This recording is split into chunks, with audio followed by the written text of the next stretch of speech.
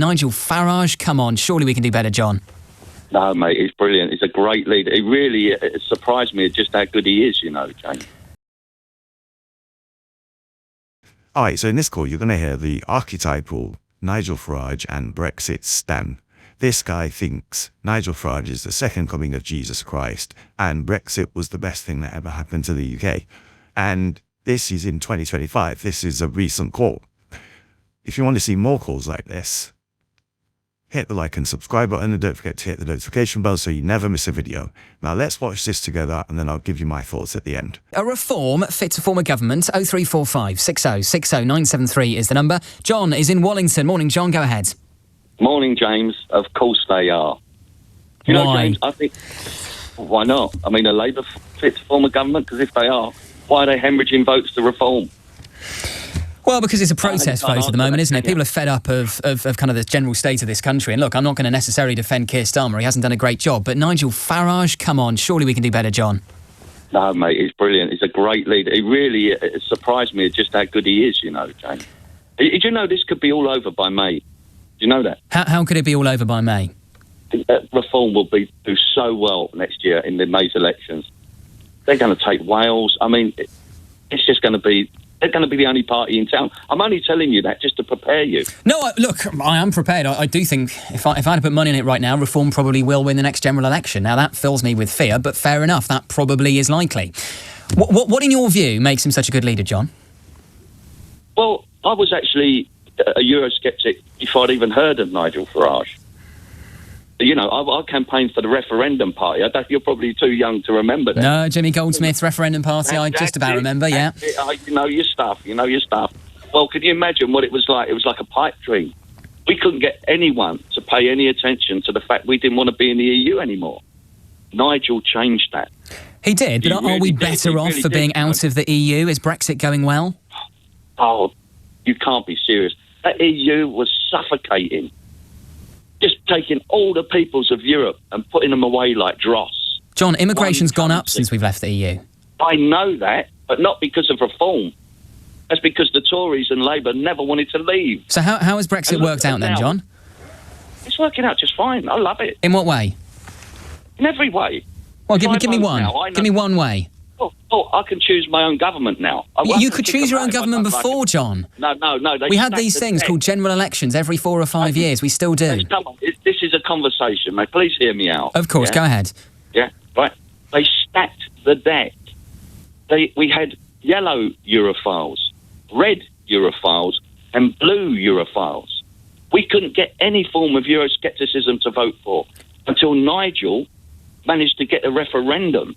And then they had to give us a party to vote for that wanted to leave. But John, you had no choice. I take your point. Europhiles. I take your point, yes, absolutely. Nigel Farage's campaigning was instrumental in getting us that referendum in the first place. But you haven't answered my question. You say in every way Britain is better off because of Brexit. Give me one way. I've just told you. No, you haven't. We've got sovereignty. We had sovereignty beforehand. No, we didn't. Yes, we did. We pooled our sovereignty with Europe. Brussels had it. We were put in a straitjacket. And now you're seeing it with ID cards. You're seeing it with all these immigrants coming here. What you're seeing is Britain doing what the EU want them to do. Well, hang on. So hang on. This makes no sense. So where do you stand on ID cards? Because this has happened since we have left the EU. Nigel Farage, who you love, is against the introduction of ID cards. I mean, we'll come on to this later, but are you pro or anti them? I'm anti ID cards. We don't need them. We're free people in Britain. We don't want to be stopped and asked for our ID. But going back to what I said there, you skipped ahead of yourself there. I said that immigrants coming on the boats and the ID cards and the fact that they're not doing anything to stop the immigrants and that they want to introduce the ID cards are because they're doing what the EU want them to do. Oh, so hang on a minute. This makes no sense, John. So you simultaneously are arguing that we're better off because we're out of the EU, and yet now we're still following EU rules? You can't have it both ways, mate. What are you talking about? They never wanted to leave, I'm telling you. So we're still being governed by the EU, are we? We are, but there's an unwritten agreement. You mark my words, it will come out in the future. There's an unwritten agreement, right? To take these migrants, because the EU said they sent out a call to all the EU countries. We're getting flooded with migrants to Italy, Spain and Greece. You've all got to take your fair share. Do you honestly think Britain has done anything to stop these people to coming here? Well, ID cards is a good start. But look, I'm very clear, John. I think we should leave the European Convention on Human Rights. I think there is more to be done when it comes to cracking down on small boats. But let's go through some of the specifics of what Nigel Farage has said this week. So, removing indefinite leave to remain from legal migrants, many of whom have been here for years. Do you support that? I think it should be seen on an individual basis. But the main thing is, it can't stay the way it is. What does that mean? It has to be done away with. They will do away with it and all.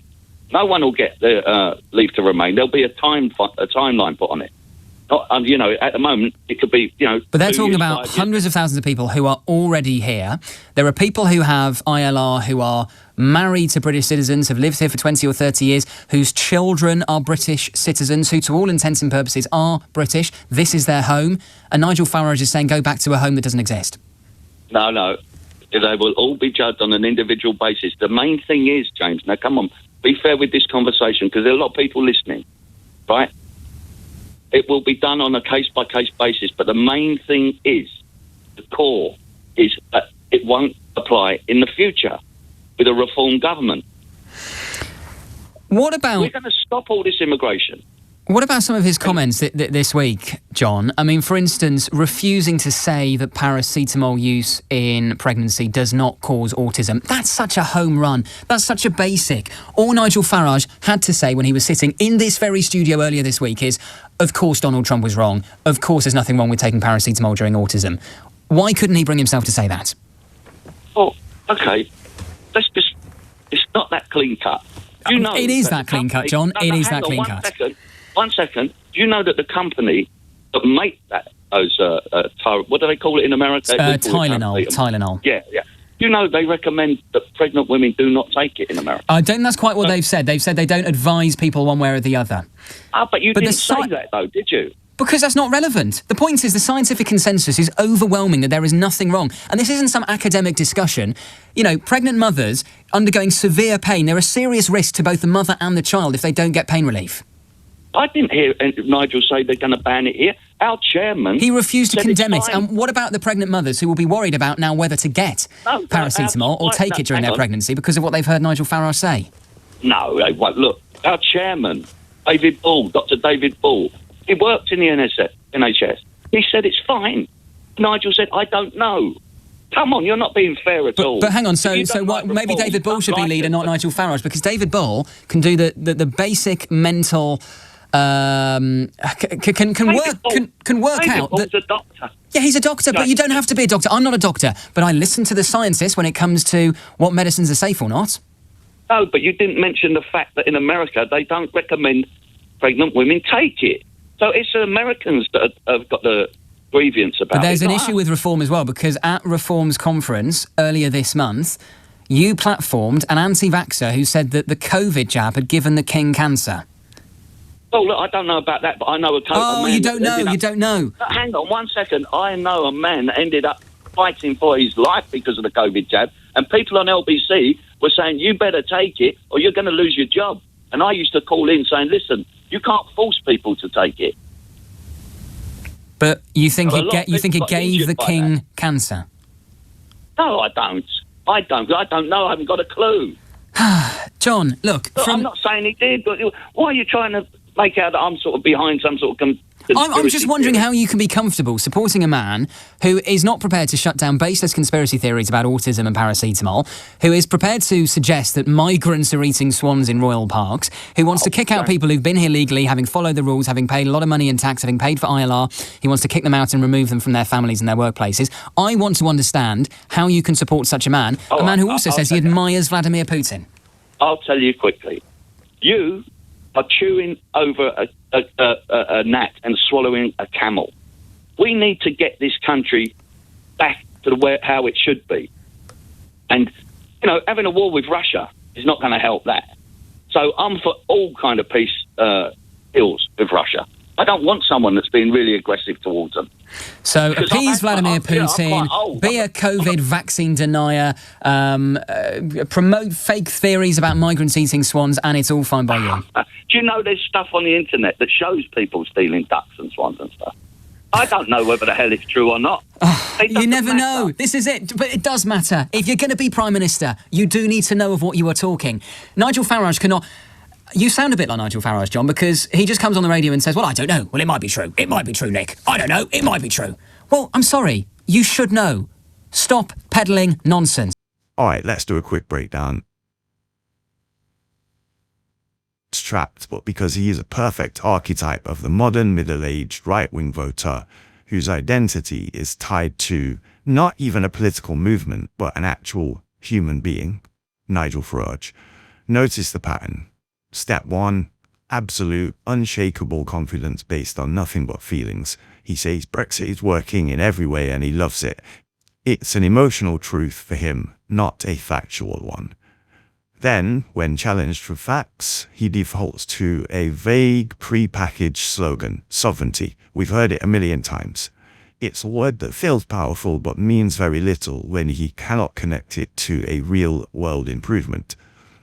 And then finally, when his slogan is dismantled by basic logic, the fact that we've always had general elections and always had sovereignty, he doesn't reconsider his position. Instead, a little later in the phone call, he pivots to a conspiracy. He argues that immigration is still hard because the government is secretly taking orders from the EU. And that's the really important bit for me. This archetype. People like this man. The belief can never be wrong. If the reality doesn't match the promise, it's not because the promise was empty, it's because a secret elite or deep state is sabotaging it. This creates a perfect, self-sealing worldview where no amount of negative evidence can ever break through, because the failure is actually proof of the conspiracy. He gets to feel like a victim and a patriot at the same time. Our good friend John isn't just a caller, he is a case study in modern political psychology. So what are your thoughts? Let me know in the comments below, and if you enjoyed this breakdown, make sure you hit the like and subscribe button for more, and don't forget to hit the notification bell so you never miss a video. Thanks for watching.